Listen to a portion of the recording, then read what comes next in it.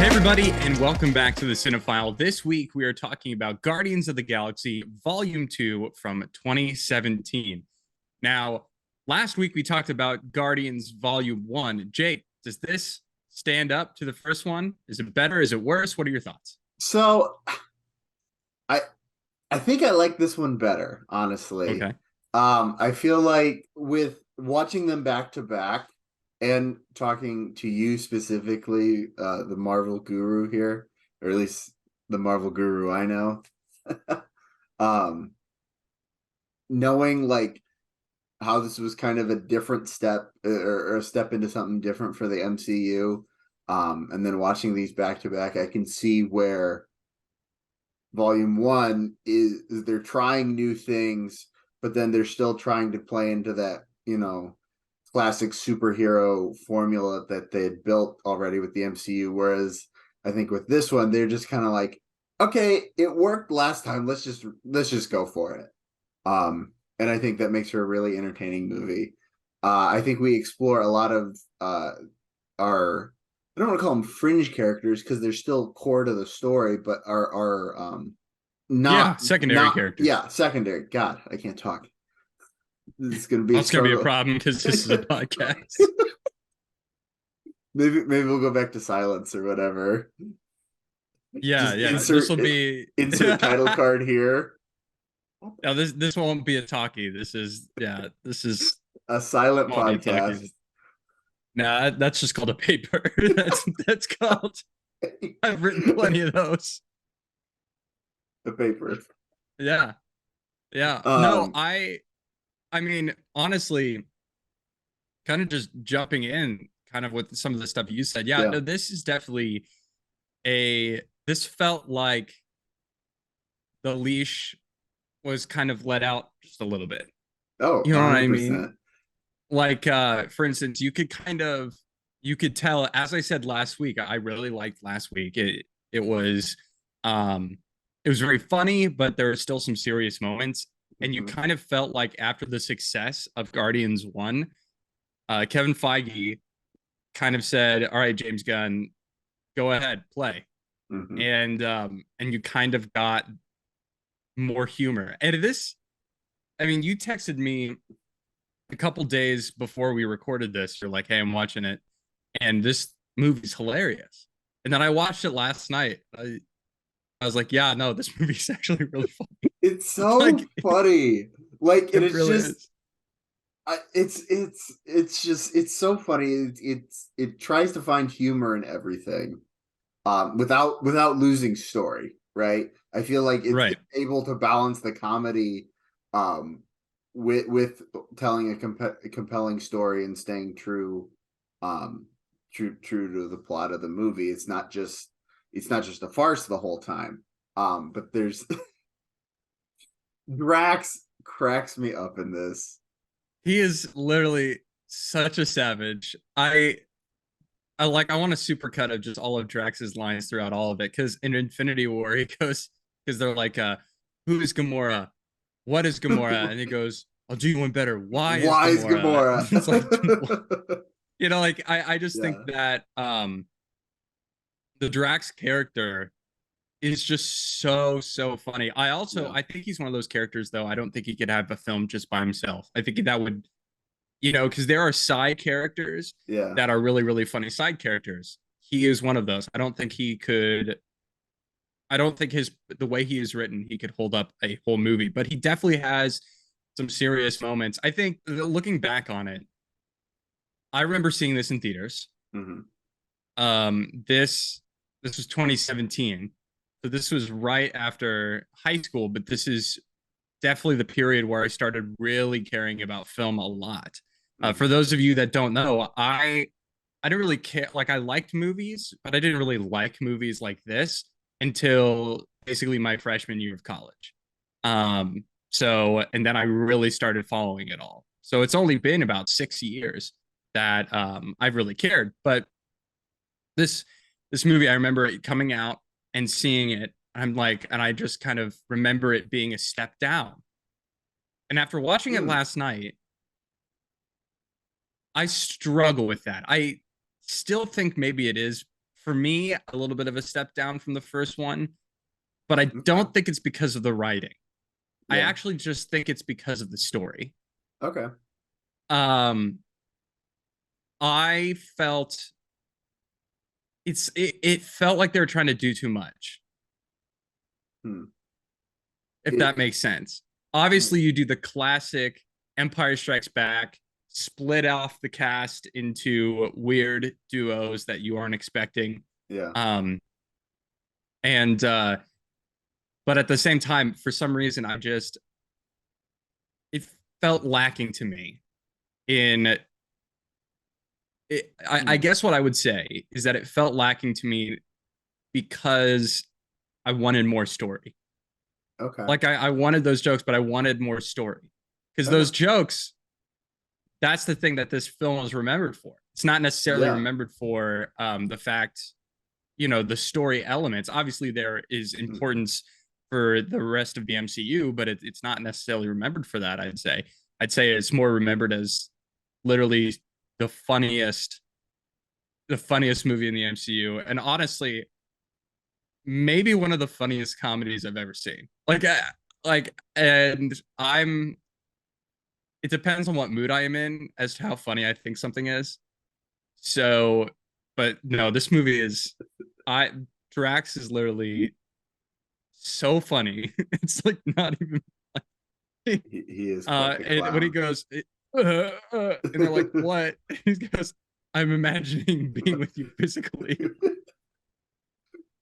Like, Or when he's like, Mantis shares Quill's emotions, and he it's the most absurd, like outlandish, just fit of hysteria when he's just like, she just revealed your deepest, darkest secrets. You must be yeah, so embarrassed. And he's just losing his mind. And it's like, it's one of those things where it's like, you can't help but laugh with him because, like, the joke is funny. Don't get me wrong. Like, sharing, Peter Quill has this very, like, permanent teenager vibe to him. yeah, Like, it hasn't really, he hasn't really grown up. I think you see him grow up a lot in this movie.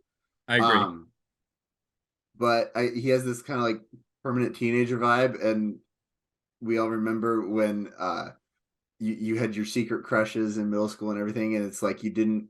There was the point where it's like you didn't want people to know, or like because like you were just friends with them, and like it was cool and it was chill, and like maybe there was something there, but you didn't want to address it because you're awkward middle schoolers and you don't know how to express your feelings properly. Um, Yeah, and yeah, then and to have then someone you just ain't out slick, that, and so everybody yeah, knows that, but it's like everybody knows it, but you think nobody knows it. right, And so then you come out and say, you're like, actually, yeah, no, yeah, I had a crush on Christina. And they're like, yeah, yeah, I know. Like yeah, you wouldn't stop following her around. They're right, like, it's either you're a stalker or you like this girl. Like yeah, there's no in between. yeah. So yeah. It's And that, Mantis, like, is just, it reveals that moment, and so like that's funny. But then there's something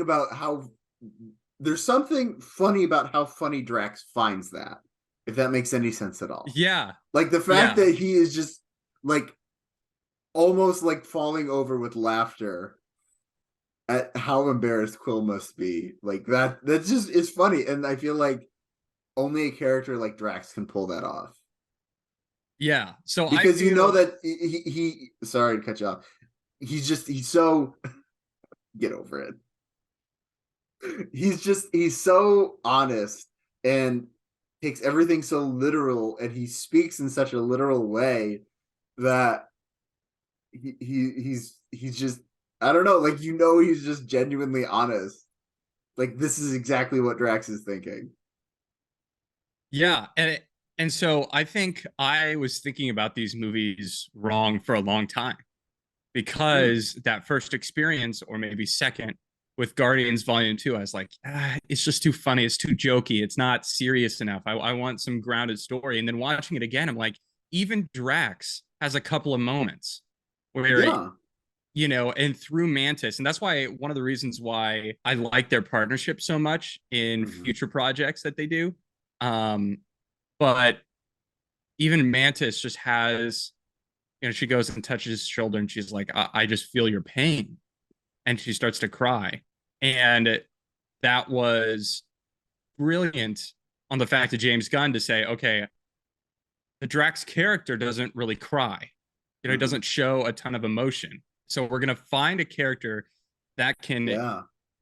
have that moment with him in a logical way. And that's not the reason why Mantis is involved. Mantis is obviously a critical part of the story, but I thought that moment, you know, that that was awesome. That Yeah, really for was. sure. Yeah. This movie also, I think it's the most ambitious. I'd say it is the most ambitious pre-Infinity War movie Mm. that MCU did pre Infinity War. I'd say it's that ambitious. It really leans into the cosmic realm in a way. I mean, they have the what, like 500 jumps, Yeah. um I think that's portions, so many different societies too. Yeah, go ahead. I feel like that aspect is so interesting because it's not it's so different than how we see like other space movies like deal with jumping from planet to planet. Like obviously with Star Wars you have hyperspace. Yeah, and hyperspace loops. Yeah, Yeah.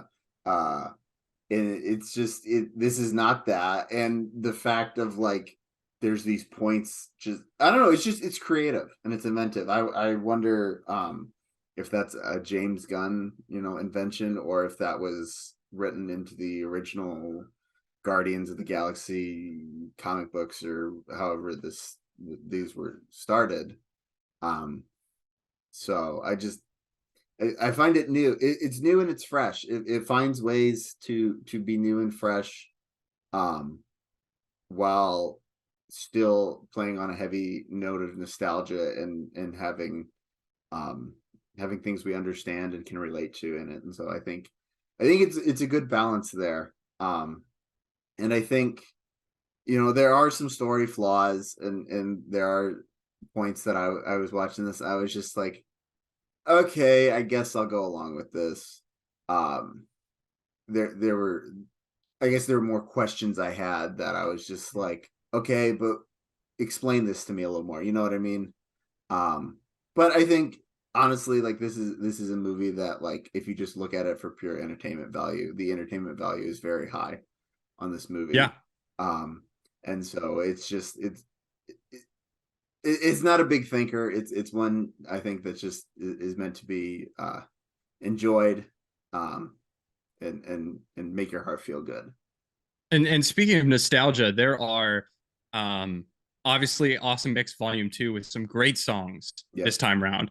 I'm excited for Volume 3. They haven't released the song list yet Yeah, for Volume 3. they've been doing. I've seen some of the ad campaigns on social media, and it's a very Guardians joke where I think Peter Quill is like, they have like this boom box, and they put in the Awesome Mix Volume 3, and he's like, "Yeah, we're gonna kick it up to 3," and then it might be Nebula, or I can't remember who says it.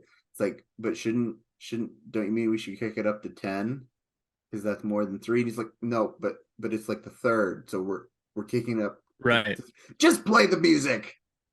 Um, Yeah. so it's And this time around, it really, I wouldn't say that I think that the songs, I mean, they're great songs. And I think especially like Cat Stevens' song, was it Fathers and Sons? yeah, Um, is really well placed. But a couple yeah, of the other ones kind of felt shoehorned in. Not that they weren't really, good for the moment. Obviously, there was some logic into the songs in Volume 1 because Peter Quill had his Walkman. He was mm-hmm. listening to it. That makes sense.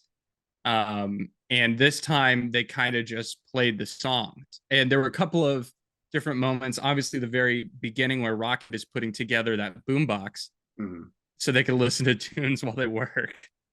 Um, it's like, okay, do we need that though? And then the other part where uh Rocket asks again, I think he asked Kraglin, he's like, hey, do you guys still have copies of the volume mix Yeah. on the ship. And it's like, I don't know. I for some reason when I'm thinking about this movie, like I really, really enjoyed it, but I don't know what's missing. But I feel like there's Mm, something missing yeah. because it's like my enjoyment of this is lessened, and I'm not exactly sure why. And it's not because I'm a stick in the mud. I just like literally don't know why I'm not enjoying it as much as I should. Even like I enjoy it a lot, Yeah. but I think maybe the resolution wasn't what I wanted, Mm, or maybe it was too quick. Maybe that was what it was. okay. Yeah, there are a lot of different elements to this Yeah. story. You bring up the Walkman, and maybe the reason that I think you see the Walkman in a couple scenes in this movie, but um they they had such trouble. I read um finding Walkmans, like usable Walkmans for the movie to use as props, because they had broke all the ones from the first movie. And so then they went around to like, like pawn shops and like all these, they're just trying to find them, eBay, Amazon, blah blah blah, and they couldn't find any. They even called Sony and were like, "Hey, can you get us some Walkmans?" They're like, "We don't have any of them more. There's like, we've got like two in a museum, but like you're not using those because you broke all the last ones." Would you So say they had to hodgepodge the broken ones back together in a usable way. would you say that that could potentially be one of the reasons why ego destroys it? I mean, Maybe. obviously that actually that's a great moment Yeah. where he kind of that's almost like him crushing his innocence in a way. Yeah. Oh, 100%. And it's Yeah. knowing that, spoiler alert, pause it now if you haven't seen Yeah, this spoiler movie. alert for a Um 6-year-old movie that you knew we were going to talk about because we talked about the first one last week. Anyway, um yes, Jake. when knowing that ego, coming to find out that he says that he put the cancer in Quill's mom, like this Walkman and this music is the last thing Will has to hold on to of his mom. It's the last physical semblance of his mom, who was in his entire world, right? He's the only parent he had. And so not only did uh Ego kill Quill's mom, but he crushes the last physical semblance of her left, the last thing that Quill was holding on to, and it felt still connected to her by it. So I think that's it's a wonderful, as dumb as a movie in 2017 having an important symbol be a Sony Walkman. Like, as stupid as that sounds on face value, it's an incredible moment. It's an incredible story, object, symbol, and it's just I think it's really well placed, and it's very much this movie. Like, only this movie, or I should say only a Guardians movie, could take something as like obsolete as a Sony Walkman and make it a key story symbol. Yeah, and I think to finish that, obviously, I did want to mention I actually have a Sony Walkman, but it is not it's not like a disc player or like Okay. a tape player. Mm-hmm. This one is a Sony Walkman that is a radio. So it looks like a Okay. Walkman. It says Sony Walkman on it, but I can get the radio stations on it, Oh. which is kind of cool. So I have that in storage, I think, because I have everything in storage.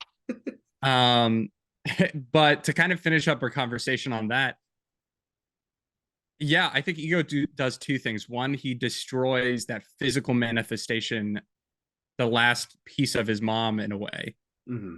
and innocence. But he also taints the image that Peter Quill has of his mother because he says, I was the one that puts the cancer in her, like I put the Yeah. tumor in there.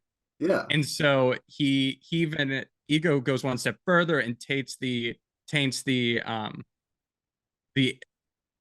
the idea of her in a Yeah. way and saying, I I caused all your problems. Yeah. And so that was honestly a very powerful moment. Hmm. Yeah, in the film for sure. Another thing I really wanted to talk about is some of the new characters Yeah. or characters where the roles were expanded. Hmm. We have Yondu, which has a much bigger role. Yeah. Nebula has a much bigger role, and I those are the two I really want to talk about. Hmm. But we also have Kraglin that has an expanded role, and I think that the way they use Yondu in this movie is spectacular. Oh, it's incredible. I Yeah, think he has an I think incredible this is arc. really this is almost Yondu's movie when you think about it. You know what I mean? Yeah. Like this is like it's still Peter Quill's story, but I almost feel like Yondu and Gamora switch places from from the first movie into this movie, right? Whereas the first movie, I feel like it's Gamora working through, you know, her baggage, her stuff, and Quill, like her and Quill, like forming this relationship. Obviously, you get, their relationship is furthered in this movie, but I feel like whereas Yandu is kind of a back burner character in um in the first one, I feel like Gamora's more important storyline isn't her relationship with Quill; it's her relationship with Nebula in this movie, and so you have Yandu kind of stepping in and examining his relationship with Quill, right? Mm. Um, and I can't remember. I think it was. Can't remember if it was James Gunn or Peter Quill Chris Pratt. My God, he's got too many names. Okay. Uh Chris Pratt. I think it was Chris Pratt. In fact, it was. I remember it. The reason now is he is has said that this movie helped him uh finally grieve the loss of his father. His father had died a few years earlier, but this movie is really about fatherhood and the relationship between fathers and sons and father figures, et cetera, et cetera. And so he said that this movie really helped him kind of finally grieve and accept the loss of his father and get through that emotionally, whereas he'd been just kind of putting it off to get through other projects. And so I think, it's really it's an interesting Yandu is this whole like triangle with Quill between Ego, who is his birth father, and Yandu, who is his surrogate father, who was a surrogate father really to him growing up, as this kind of parental figure after he abducted him, which sounds kind of weird that your father figure is the guy that stole you and almost let his crew eat you. We Um, ain't never tasted terror before. you've been throwing that in my face for 30 years. Um, but That's that's like, what that's what Jeffrey Dahmer said. He goes, oh my I ain't never God, tasted terror before. I want to try some. gosh, oh mercy. Uh, uh, I can't even But as remember you where I were was. saying, Yeah, I can't remember where I was going with this now. But no, it's fatherhood. It's yeah, this kind of Quill is searching. It's his kind of his underlying quest, right? He's searching for his father, even if he wouldn't really admit it in in the first movie or even the beginning of this movie. It's kind of what his purpose is in life, right? He's searching for his father, searching that's the unresolved part of his childhood.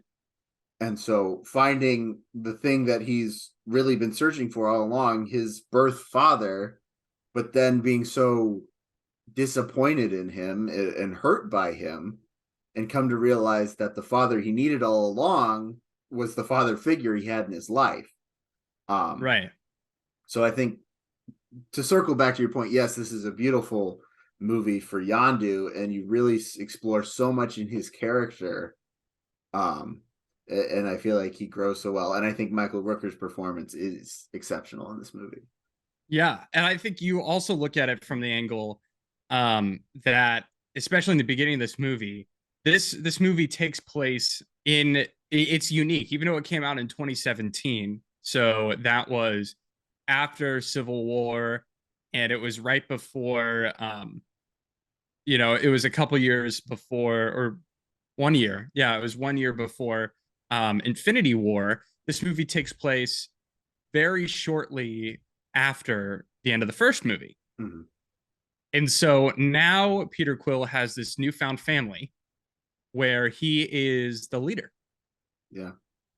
And so I think it's like a dual kind of idea that James Gunn is putting out, because obviously he's searching for a father, but he's also searching on figuring out how to be a father to this bunch in a Yeah. way, how to be a leader to Yeah. this team. And so you see, especially in the beginning, he's kind of struggling. He and Rocket are at odds, and obviously they don't listen to each other well. And Drax is kind of going out and doing his own thing, and he goes, he said that the beast's hide is too thick. I'll cut it from the inside. They're like, it's the same thickness on the inside.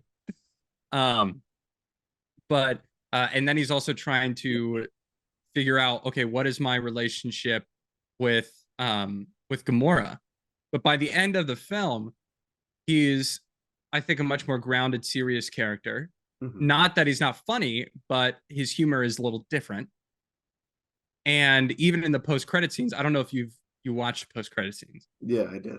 but even the way he talks to Groot Yeah. is very much like a father figure. And so I think what Peter Quill learns, and this is actually, even this discussion is making me like this movie more.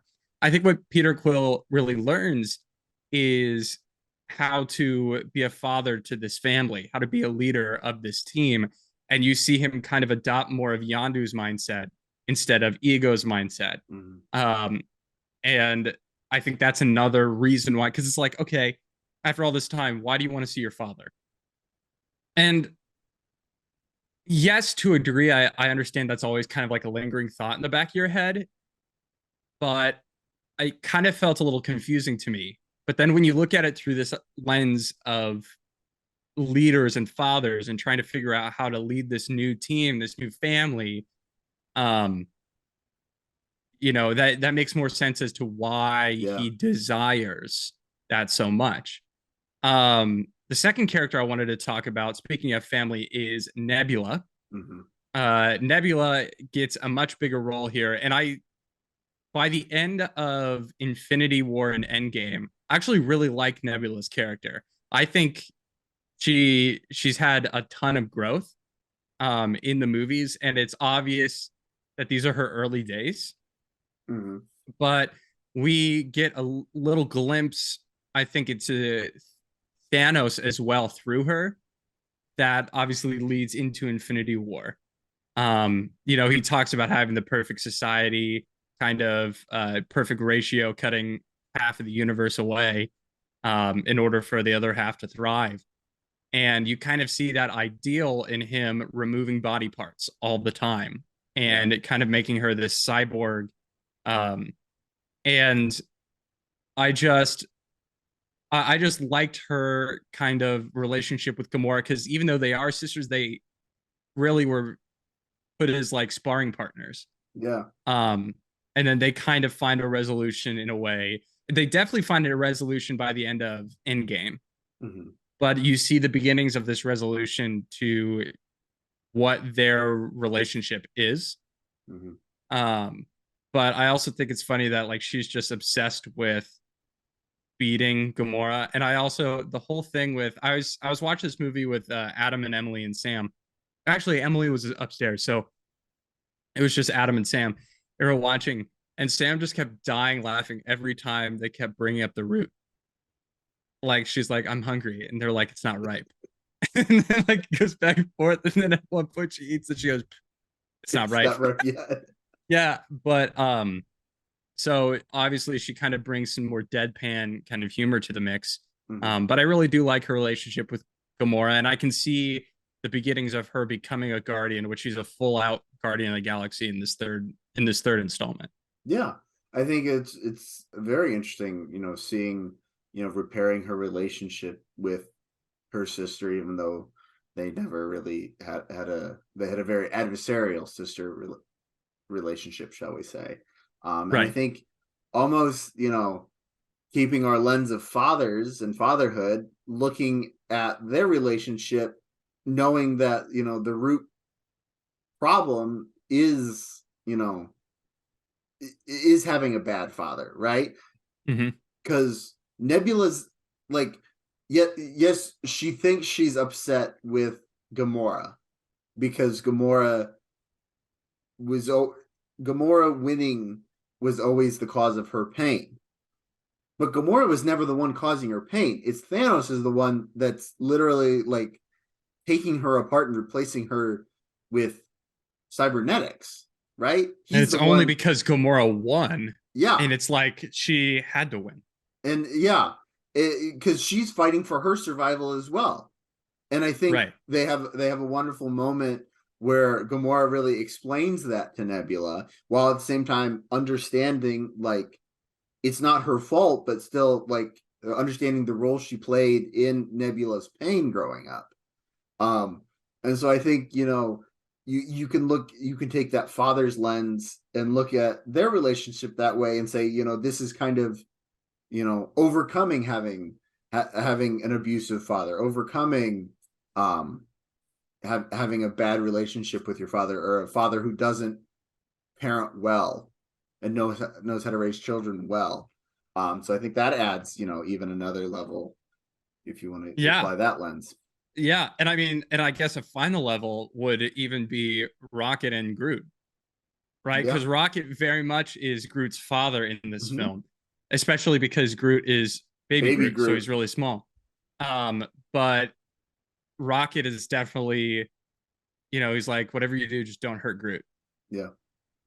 and even though he did the thing with the eye, like Rocket may be the most obnoxious character in these movies, and this is a movie where Drax is a prominent character, and Rocket may be the most obnoxious, because he's like, leave the eye. And he goes, why? He's gonna wake up in the next morning and he's not gonna know where his eye is, and it's like, what? Uh, Um, but yeah, you have that dynamic. You mm-hmm. also have the fact that Sylvester Stallone's character is almost kind of like a father figure to Yondu, Mm-hmm. because Yondu was made into a Ravager and then immediately started trafficking kids, and which they say in kind of the nicest ways, like you're dealing in kids, but it didn't even Yeah. feel like it was, yeah. Um, and so he's got that disapproval of Sylvester Stallone's Yeah. character, but then by the end, that is resolved as well, where they show up and they honor Yandu when he dies. So yeah, this fathers and sons things actually even makes me want to go back and rewatch it again and just see everything through that lens, Yeah. because it is just it's I don't want to say heavy-handed, that's not the right word, but it's like ingrained into it's interwoven in every single part of this narrative, and that's really really cool. Yeah. Okay, so before we go into Rosebud and Thorn, I wanted to talk a little bit about the box office. So this movie came out 3 years after the first one. If we remember last week, the first film made $773 million worldwide. And that kind of shows the strength of the Marvel brand, if we're being honest, because these were a bunch of unknowns. Mm-hmm. And I mean, even Chris Pratt, yeah, I mean, I guess he was known from Parks and Rec, but Yeah. I nothing more mean, than that. he had never, I don't think I can think of a movie he had done really before this. Yeah. And so this next entry actually made $863 million worldwide. What's really interesting is that the international box office for this movie didn't really change much. It was really the domestic box office that kind of Mm. increased.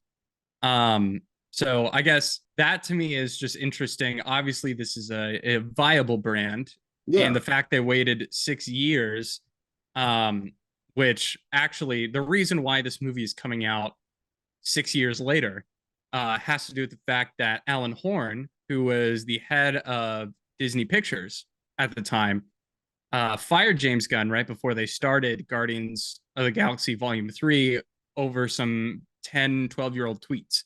Yeah. And they were finally able, Kim Feige was finally able to kind of mend fences, and they were able to bring James Gunn back because they realized you can't really have the Guardians without James Gunn, and the cast almost like refused to do it. They're Hmm. like, look, if James isn't involved, we don't want to Yeah, do it. I think he's Uh, very much. We've talked both these episodes how this is a decidedly different take on specifically the Marvel universe, but also superhero movies. And so I think James Gunn is a large part of that. So to do one to do a Guardians movie without James Gunn, I think um I can see one why the actors wouldn't want to do it, and two, I don't know if anyone else can do it, to be honest. yeah, so that's a little bit of a reason why, even though the box office increased, the opening weekend increased significantly, like $50 million. Mm-hmm. They kind of shelved this brand in a way. Obviously, they had Infinity War and Endgame after that, and then the pandemic, so it kind of pushed things. But still, um, I thought that's kind of an interesting Yeah. wrinkle in all of this. But now it's time for Rosebud and Thorn. Jake, what are your Rosebud and Thorn? So roses, I had three last week and I have three this week. I got a whole bouquet, as someone likes to say. Yes, a bouquet. Yeah. Wet. So first rose this week goes to the ensemble cast. Um, Last week I believe I gave one to Chris Pratt. I think everyone has more of an opportunity in this movie to flesh out their characters. I don't want to say that this isn't that Chris Pratt's performance was better in the first one. I think it's equally as good in this one. Um, I think everyone else is just given an opportunity to flesh out their characters a little more, and you see so much more of their personalities. And I think performances across the board are excellent, and they step up to the challenge to a character. Every character steps up to the challenge, and I think it's a wonderful ensemble cast movie, and I think that's part of the success of Guardians and why there's so much anticipation for a Guardians 3. um Right. I think another rose for me is the comedy, as we've talked about, especially Drax. He carries so much of the comedy in this movie. um but it's hysterical. I was literally laughing out loud at points, and there are times that I get distracted or whatever, notifications on my phone, blah blah blah. I was brought back into it by the jokes because they're that funny. Yeah, and I mean he isn't the first comedian that's killed with a knife. So does Stop, stop. OJ wasn't a anyway, comedian. well, I mean he was in the Naked Gun movies. Those are comedies. He also didn't come from from a film background. He was kind of pushed into it after completing his run with the Buffalo Bills. Um yeah, so There it is, folks. that's Can't this t- week's OJ mention. Hey, to the um world, it's yours truly. Um. Third rose Anyway, is anyway, going. I know you said you didn't like the soundtrack as much. I did. um I think this it's a really good soundtrack. I I think you pointed out how the wow, I'm losing my words again. You pointed out earlier how the father and son song, Cat Stevens song, Cat Stevens. Yeah, how that was it was so perfect for the ending, and I agree. And I think a lot of the other songs may not have huge story connections, but I think they're fun. My Sweet Lord by James yeah, that's a Harrison. good I one. that felt very like e- getting introduced to Ego's Planet felt like very like almost like 60s, like Yeah, hypnotic, psychedelic in a way. And so I really like that choice. um this album, it introduced me to a couple songs I hadn't heard of that I really liked. Come a Little Closer, You're My Kind of Man by Jay and the yeah, Americans. That's it's a when good one. Yondu's, I guess, making his comeback with his arrow and retaking his ship. I liked that one. The Yeah. amount of people he killed That's more than a. is insane. He killed more Bodies than a were John Wick falling. movie. Bodies were falling. Yeah. Now, if John Wick had that arrow, game over. Game Game over. over. Um, But yeah. I really like that song that's made it onto my playlist and What about Lakeshore Drive? Lakeshore Drive. I was saying that. I really like that one. Which okay, I thought you would. Yeah. small side story here. Uh this past December, I was in Chicago with some of my coworkers for an award ceremony and driving back, going down, we ended up on Lakeshore Drive and that song just so happened to come on my phone even though it was December. It was a beautiful sunny day and I was like, this, I don't know, it was just one of those moments where I was like, this, everything just feels right. Like it felt like a Yeah. movie. Like I had my Yeah. sunglasses on. It was just, I don't know, it was just, it was one of those That's things. a But mood. yeah. Yeah. Yeah. And um I every time I hear that song, I think of Chicago. yeah, Um, it's such a good song anyways. Like yeah. Yeah. I mean, it really like this is peak.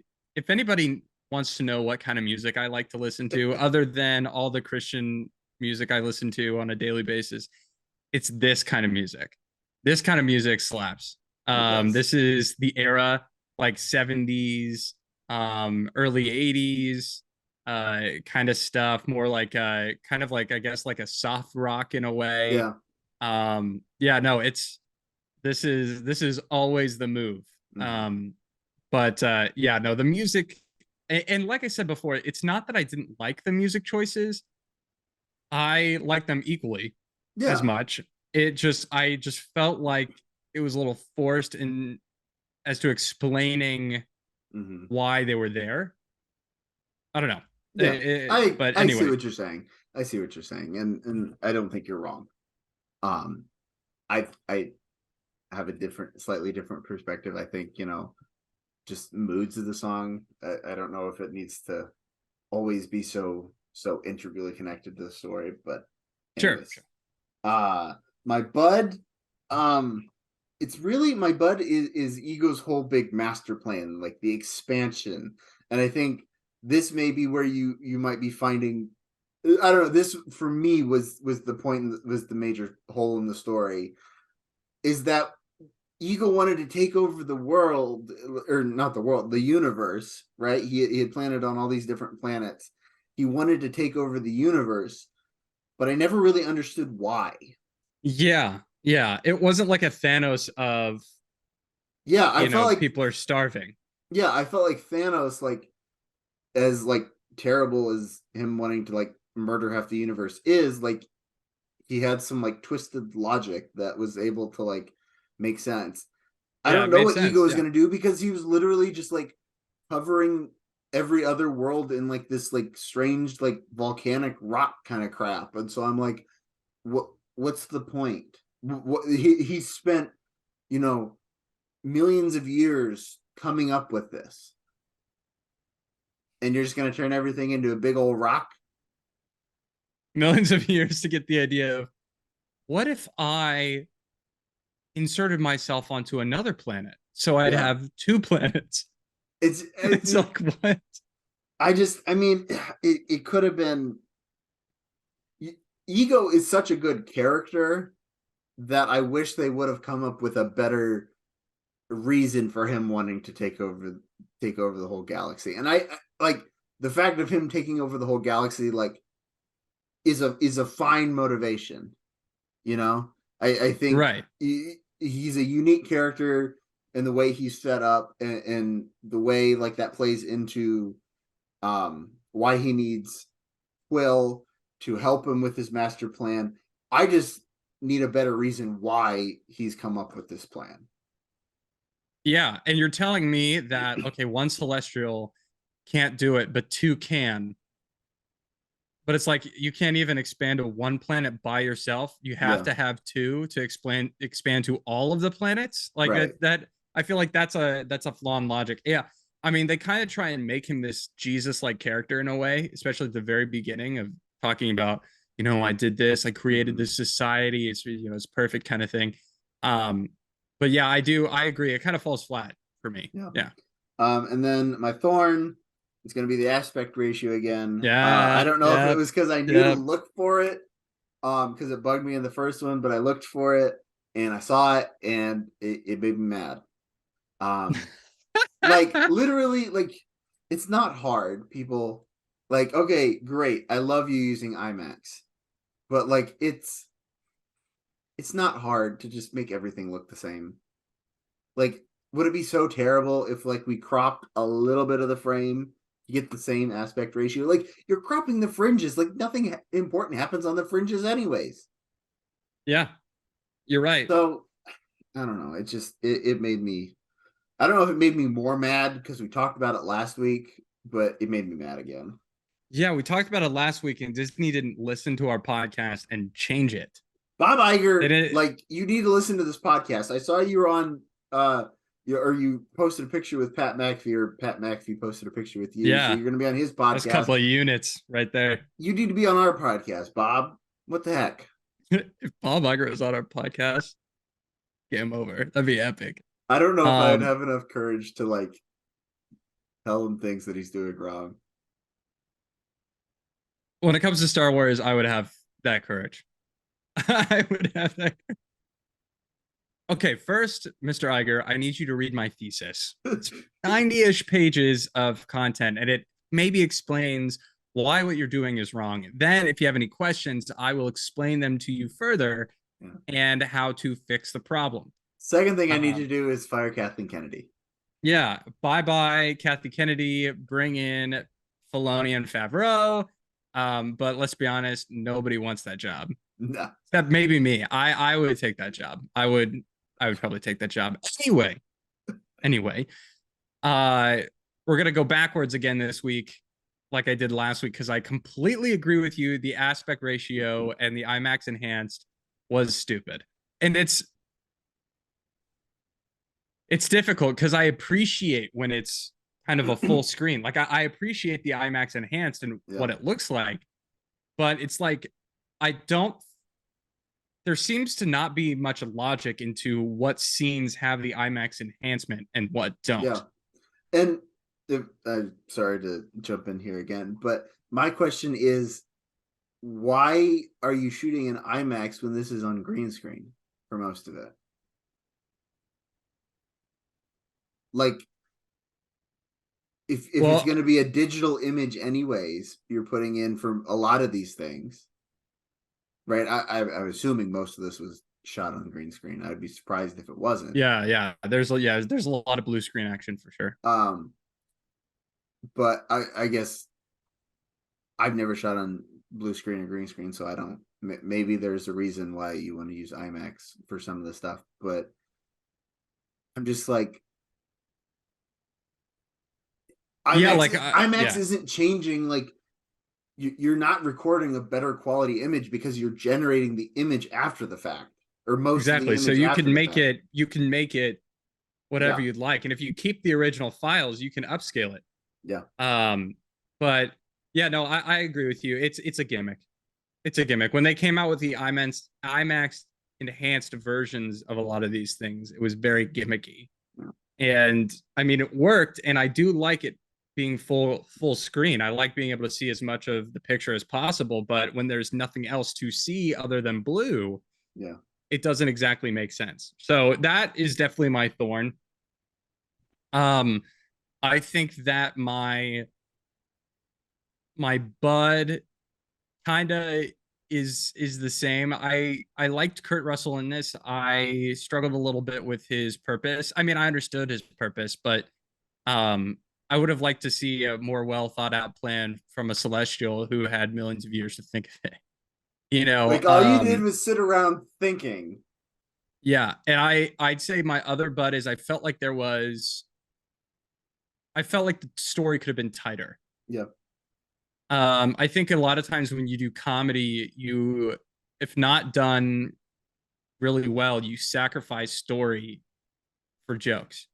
And the way I explain this is kind of like, there are people that are funny all the time, and then there are people that are funny, and they're funny, but they turn it off. Hmm. And it's one of those, they'll turn it off and you can even hear in your head what they might have said, but they've turned it off. They won't actually say it. And I think in the first one, it was kind of like that. And the second one, I felt like some story was sacrificed for some jokes. But honestly, the jokes were so funny that it wasn't a thorn, it was a bud. Um, for me, my rose is definitely the ensemble cast. I really like Michael Rooker in this. I think he does a great job. I like Drax a lot in this. Um, I like Baby Groot. I like Rocket. Rocket kind of annoys me just a little bit, but I think it's low key just his personality Yeah. kind of kind of annoys me. But I think especially, I mean, Yandu, like there, it's really Yandu and Drax are my favorites in Yeah. this. Obviously, Peter Quill's good as always. Um, but I feel like those two characters specifically were standout performances. So I give my rose to that. Um, I'd also give my rose to James Gunn just for his creative vision. Like this is balls to the wall. Very much You so. know, there's some crazy stuff going Yeah. on in this movie, and he was able to help come up with all these ideas and get him to the finish line and Hmm. not kind of lose sight of what he was trying to do and try to juggle all this stuff. So I definitely would give my second rose to him. Um, but the final thing, other than final thoughts, is who we think we are. And Jake, I'm going to pass it to you. Who do you think I am in this movie? You're still Peter Quill, Yeah, I think. Um, the humor, the jokes, like it's all there, and I think that's very much you. So I'm gonna say Peter Quill. Peter Quill. Um, you're Drax, and for no reason other than I know how much you love Drax in this movie. He's I so was like, funny. I was watching it last night, and I just kept thinking to myself, I was like, Jake literally like loves this character so much. He texted me how funny he is, and I was about to text you every 5 seconds when he said a joke.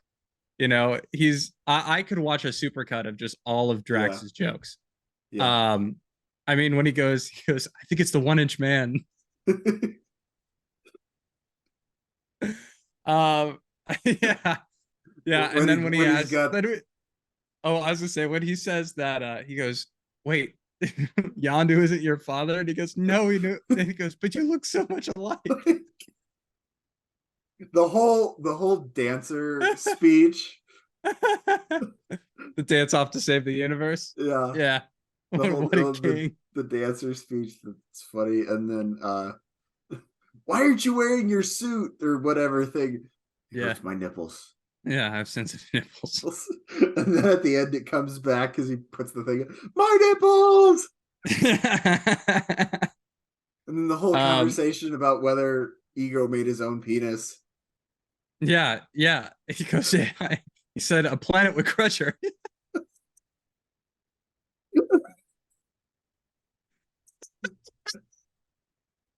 And then when Quill's uncomfortable, my father would talk about impregnating my mother on the anniversary every year. A beautiful, beautiful Beautiful. story. He's Yeah, so weird, but it's so funny. I'm It's so excited for funny. him in this. Yeah. The trailers have this one thing where a kid kind of rolls a ball to him and he picks it up and just beans the kid in the head. Um, but I'm excited for some more Yeah. Drax in this. I think he dies in this. Like that's not a like I have no other than Dave Batista doesn't want to play Drax anymore, which is an L because Yeah. I'd love to have him play Drax because he's just so funny. But I think he dies in this is probably my guess. So we won't see much more, but the jokes are still there. I also love I think it's in Infinity War where Drax is standing there. He goes, I've mastered the art of like becoming invisible because I don't move. And then he goes Yes. and he's like eating Zarg nuts. He's like, you just ate a Zarg nut. He goes, like, no, I didn't. He's like, I'm not here. There's one of those in this where I think Peter Quill he had just changed shirts. It's like at the very beginning. And and like Gamora walks off, and then boom, there's Drax. He's standing right next to him. Yeah, so uh that's definitely you. Just because I know how much you love that character. Um, and yeah, so final thoughts. For me, I really like this film. I think it probably is as good as the first one. Jake, you said you liked it even more, right? Yeah, I think I liked it more. Um, just because I felt like it felt freer to me than the first one. It kind of just Yeah. it completely just let go. Um, again, I'm gonna say if it's if you're a diehard or say you're an MCU purist, perhaps this maybe isn't you're gonna have flaws with it, or if you're a superhero movie purist, this might not be 100% your cup of tea, but I think it's a fun, different take on a superhero movie, and I think it's entertaining as hell. It is so entertaining. The music's good. The score is really good. It is, yeah, Tyler Bates does a good job with the yeah, score. Visuals are all there. It's very creative. And it's just a fun, wacky time. yeah, Really. And I think it's also more colorful. Like, yeah, did you notice the saturation, I think, was turned up just a smidge from the yeah. first one? I thought that was kind of interesting I too. think maybe that comes perhaps a little more just. I think they turn up the saturation on um Ego's planet Yeah. because like it's supposed to be the point. And then with the Sovereign, is that the gold people? The Sovereign. Yeah. Where Yeah. he's flirting with the Sovereign. What is it? That whole thing is just those people are weird. Yeah, they are. They're so weird. But like I feel that's definitely really saturated to really enhance the gold. So, but no, I think this is more colorful. Yes, but we want to know, what do you think? Did you like this movie? Did you not? Where do you rank it in the Guardians movies? Where do you rank it in the overall MCU? Leave your thoughts down below. We'd love to chat with you. If you like this video, hit that like button and hit that subscribe button, ringing that bell to get all notifications on upcoming content. Also, follow both Jake and myself on social media. Jake posts a little bit more than me on his story. And also check out the Cinephile on Instagram, because you'll be able to see some upcoming content from us. But for Jake Biller, I'm Ben Sparrow. Thanks so much for watching. We'll see you next week. And cut.